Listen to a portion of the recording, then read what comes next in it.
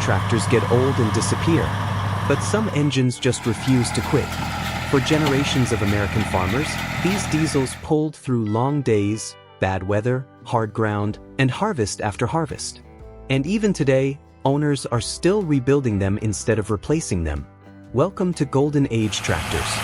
Today, we're looking at 5 legendary engines and why farmers still believe they're worth keeping under the hood. Farmall 806. The Farmall 806 was powered by the International Harvester D361 diesel, a 361 cubic inch, naturally aspirated inline-six that helped put IH firmly into the era of big, serious diesel tractors. The D361 was used in the 806 from 1963 through 1967, with 6 cylinders, direct injection, and a rated speed of 2,400 revolutions per minute. But what made the D361 worth keeping wasn't just the number on a specification sheet. It was the way that engine fit the work. Put a load behind an 806 and the D361 had the kind of steady, deliberate feel farmers understood. There was no turbocharger trying to make a smaller engine feel bigger. It was a naturally aspirated 5.9-liter diesel, breathing on its own and delivering its power in a very straightforward way. And that mattered on a Midwest farm. An 806 could spend long days pulling a plow, working ground, planting, or handling other heavy jobs where the tractor needed to keep pulling without making a production out of it. The D361 was built around a relatively simple mechanical design, and its dry sleeve construction meant the engine could be rebuilt rather than simply discarded when enough years and hours had finally caught up with it. That's an important part of the story. A farmer didn't have to look at a tired D361 and automatically see the end of the tractor. He could see another overhaul, another season, another generation. That distinction matters when you're working on one today, because these engines were not all equipped exactly the same way. And that's another reason old farmers respect them. They're understandable machines. You can still get into the shop, open the hood, follow the fuel system, check the filters, work through the injection system, and actually diagnose what you're looking at. There are owners today who report D361's powered 800 SIXS with extremely high hour counts, including examples said to have gone well beyond 10,000 hours before an overhaul. Those are owner experiences rather than a factory guarantee, but they help explain why the engine developed such a reputation among the people who actually use them. So why do farmers refuse to retire the International Harvester D361? Because the D361 still makes economic sense when the rest of the tractor is sound. You already know its sound. You know how it starts on a cold morning. You know how it pulls. And if it finally needs work, you don't necessarily need a new tractor. You can repair the engine you already understand and put it back to work. That's the real reason the D361 stayed. Not because it was perfect, because after all these decades, it can still be worth fixing, worth keeping, and worth putting back in the field. Case 1070. The Case 1070 was powered by the Case 451 diesel, a 451 cubic inch, 7.4-liter, naturally aspirated 6-cylinder built for the kind of work where a tractor needed to pull first and complain later. The 1070 was produced from 1970 through 1978, and the 451 diesel was rated at 2,000 revolutions per minute in the early tractors and 2,100 revolutions per minute in later ones. Nebraska testing recorded more than 108 PTO horsepower on the 1070. But the numbers don't really explain why farmers kept these tractors around. For that, you had to spend a day behind one. The first thing you noticed was the size of that engine. 451 cubic inches, 6 cylinders, a 5-inch stroke, and no turbocharger. It had that slower, steady diesel character that made a 1070 feel like it was built around the work rather than around the engine's ability to spin fast. That mattered when a Case 1070 went into heavy field work. Plowing, disking, deep tillage, Long days when the tractor might be pulling hard from one end of the field to the other. A farmer didn't need the engine to impress anybody. He needed it to keep making useful power hour after hour. And the Case 451 had another quality that became increasingly valuable as these tractors aged. It was a mechanical diesel that could still be understood by the people maintaining it. There was no computer waiting to tell you what went wrong. When something changed, you could listen to it, check the fuel system, check the air supply, check compression, look at the oil, and work your way through the problem. That's important when you're deciding whether an old tractor deserves another life. Because eventually every engine gets tired. The question is whether rebuilding it makes sense. With a 451 in a solid Case 1070, it often can. The tractor itself was a substantial machine, and the Nebraska tests showed what the combination was capable of. The 1070 delivered 100.73 PTO horsepower in one 1970 test and 108.10 horsepower in another configuration. So when a farmer looks at one today, he's not just looking at an old diesel. He's looking at a machine that can still handle real farm work. And that's why farmers refuse to retire the Case 451 diesel. Not because old machines should be saved simply because they're old. It's because this one still has a job. If the block is good, the tractor is sound, and the engine needs an overhaul, rebuilding that 451 can be a whole lot more practical than replacing the machine that has already proven itself. After decades in the shed, the Case 451 doesn't need to pretend it's new. It only needs to start, pull, and finish the work. And for a lot of farmers, that's still more than enough reason to keep it under the hood. Massey Ferguson 135.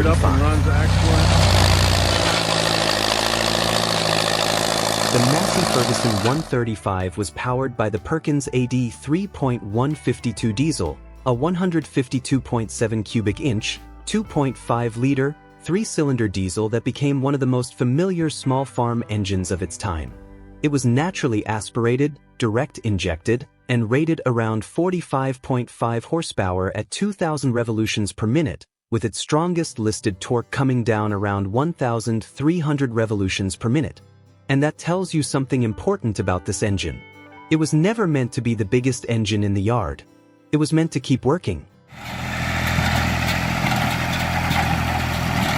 That made the MF 135 useful in places where a larger tractor simply wasn't necessary. Hay work, loader work, mowing, tedding, light tillage, chores around the livestock buildings. And on a smaller Midwest farm, those jobs could add up to an awful lot of hours. That's where the Perkins AD 3.152 earned its reputation. Not through brute force, but through usefulness. 3 cylinders kept the package compact. Direct injection gave the diesel a straightforward, efficient way of getting fuel into the combustion chamber. And the mechanical nature of the system meant there wasn't much mystery between the operator and the machine. A farmer who grew up around an MF 135 didn't need a computer to tell him when something wasn't right. He could hear it. He could feel it. And if the tractor needed attention, the engine was familiar territory for a good farm mechanic. That's one reason the AD 3.152 has lived such a long life beyond the original MF 135. Perkins itself notes that the 3.152 family was used across multiple tractor applications, with the direct injection AD 3.152 arriving in the MF 135 after the earlier A 3.152 used in the MF 35. And that's really the story of the Perkins AD 3.152. Farmers don't keep an engine for 50 or 60 years because it was impressive on paper. They keep it because it fits the work. The MF 135 is small enough to get into places a bigger tractor can't. The AD 3.152 gives it enough power to do useful work without turning every farm chore into a major operation. And when that little 3-cylinder diesel needs attention, rebuilding the tractor you already know can make more sense than replacing it. That's why farmers refuse to retire the Perkins AD 3.152. It doesn't need to be the strongest engine in the fleet. It just needs to start, run clean, pull what it's asked to pull, and come back tomorrow. For an old farm tractor, that's a pretty good definition of a life well spent. John Deere 4020. The John Deere 4020 was powered by the John Deere 404 diesel, a 404 cubic inch, 6.6-liter, 6-cylinder naturally aspirated diesel that became one of the most recognizable engines in American row crop farming. The 4020 was built from 1963 through 1972, and the diesel version produced about 91 PTO horsepower in Nebraska testing. But the reason farmers kept a 4020 wasn't simply because the numbers looked good.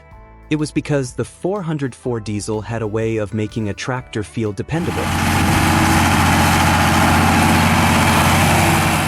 6 cylinders. 404 cubic inches. No turbocharger from the factory. Just a large, naturally aspirated diesel turning at a rated 2,200 revolutions per minute, with a 4.25-inch bore and 4.75-inch stroke. That combination gave the 404 a very recognizable character. It didn't feel like an engine that had to be pushed hard just to get useful work out of it. Put the 4020 into the field and the engine had enough displacement to settle into a load and keep working. That was important on farms across Iowa, Illinois, Indiana, Nebraska, Minnesota, and the rest of the Midwest. A 4020 could plant in the spring, cultivate through the summer, pull wagons during harvest, and go back to tillage when the ground needed working. One tractor could end up doing a little bit of everything. And that is where the John Deere 404 earned something more valuable than a specification sheet could give it: familiarity. A farmer knew what a healthy 404 sounded like. He knew how it started. He knew how it responded when the load came on. And when something wasn't right, he didn't need a computer or an electronic diagnostic system to begin figuring it out. He could open the hood and start looking. The 404 was a mechanical, liquid-cooled inline-six, and that straightforward layout is a big part of why these engines remained reparable long after the tractors themselves stopped being considered new. There was also something else working in the 4020's favor: parts and knowledge. So many 4020s were built, more than 168,000 diesel examples are listed in production figures, that generations of farmers and mechanics became familiar with the machine. That matters when an old engine needs attention. You aren't trying to bring back some forgotten machine nobody understands. You're working on a tractor that American farm mechanics have been working on for decades.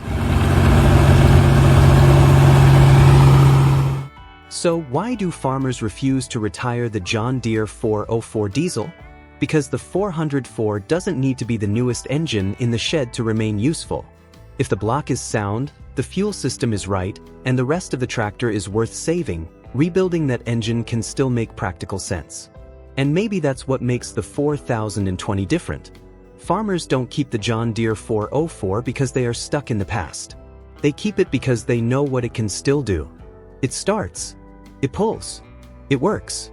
And after all these years, a farmer can still climb into that seat, hear that 6-cylinder diesel come to life, and know exactly what he's got under the hood. International Harvester 1066. The International Harvester 1066 was powered by the International Harvester DT414 diesel, a 414 cubic inch, 6.8-liter, 6-cylinder turbocharged diesel that helped make the 1066 one of the most recognizable big tractors of the 1970s. The 1066 arrived in 1971, and the DT414 was built for one thing above all else: working under load.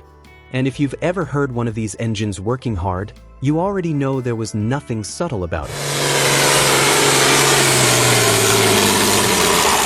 The 1066 was rated around 125 PTO horsepower in Nebraska testing, with the engine running at 2,300 revolutions per minute. But horsepower alone doesn't explain the reputation. The real story was what happened when the 1066 met a heavy load. Put a plow in the ground. Hook onto a heavy disc. Work hard soil across a big Midwest field. That's when the DT414 made sense. The turbocharged diesel had the breathing capacity to keep making power when the tractor was asked to work hard. It wasn't a little engine being pushed beyond its limits just to make impressive numbers. It was a big 6-cylinder diesel with enough displacement to do serious work, backed by a turbocharger that helped it breathe when the load came on. That combination gave the 1066 a reputation for being a serious field tractor. And farmers noticed. Across Iowa, Illinois, Indiana, Minnesota, Nebraska, and the Dakotas, a 1066 could spend long days doing the work that paid the bills. The engine didn't have to be complicated to operate. There was no computer deciding whether the tractor was allowed to run.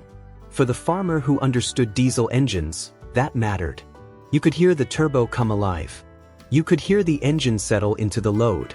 And you could feel the difference when the soil got heavy. That's the kind of relationship farmers developed with these tractors. Not just knowing how to drive them, knowing how they sounded when everything was right, and knowing what needed attention when something wasn't. The DT414 also had something else going for it. It was worth rebuilding. A tired engine didn't automatically mean a dead tractor. If the block, crankshaft, and rest of the machine were worth saving, a farmer could put money into the engine and send that 1066 back to work. That's a very different calculation from buying a new tractor. So why do farmers refuse to retire the International Harvester DT414 diesel? Because this is one of those engines where the old tractor can still earn its keep. It has the displacement. It has the turbocharged breathing. It has the mechanical simplicity farmers understand. And most importantly, it has enough power to do real work. A farmer doesn't keep a 1066 because he thinks 1970s machinery was perfect. He keeps it because when that DT414 is healthy, hooked to the right implement, and pulling hard, it can still do the job. And after more than half a century, that's the strongest argument an old diesel can make. You don't retire an engine that still knows how to work. After all these years, maybe that's the real reason these engines are still working. They've earned something a new tractor can't buy overnight: trust. Farmers know their sound. They know their strengths. And when the work gets tough, they know what these old diesels can still do. From the International Harvester DT414 to the John Deere 404, the Perkins AD 3.152, the Case 451, and the International Harvester D361, these engines weren't built to sit in a museum. They were built to work. And if yours is still running, maybe it deserves a few more seasons. Thank you for spending some time with us here at Golden Age Tractors. We truly appreciate you being here. And if you enjoy these stories about the machines that built American farms, stick around for the next one. There are still plenty of old engines worth remembering, and plenty that still have a story to tell. Thanks for watching, and we'll see you in the next video.